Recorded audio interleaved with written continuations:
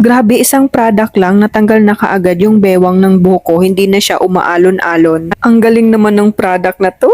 Ito na pala ang kondisyon ng buhok ko mga ging, meron siyang alon-alon dahil nga expire na yung reband ko da. Kaya ngayon gagamitan ko siya nitong Merisan Brazilian Hair Relaxing kasi nga ayoko nang magpa-reband, gusto ko na lang i-treatment yung buhok ko. Mahal din kasi ang magpa-reband kaya kung kaya naman nating i-treatment yung buhok natin sa bahay, tayo na lang yung gumawa. Kagaya sa buhok ko mga ging, hindi naman ako kulot, sadyang meron lang siyang wavy dahil nga na-expire na yung pinag-reband ko dati. Pangalawang beses ko na tong gamitin at sana naman maging effective na siya at mawala na talaga yung pagbibewang-bewang ng mga buhok ko. At dahil tapos ko na siyang lagyan ng product, babalutin ko muna ito ng hair cap for 20 minutes. At ito yung product mga ging, konti na lang siya kasi gamit na gamit ko talaga to. At ito na yung result mga ging, hindi man siya ganun kabagsak pero at least nabawasan talaga yung pag-alon-alon ng buhok ko. Tingnan nyo naman, in-air dry ko lang pala yan, hindi ko na siya ginamitan ng dryer kasi nga sobrang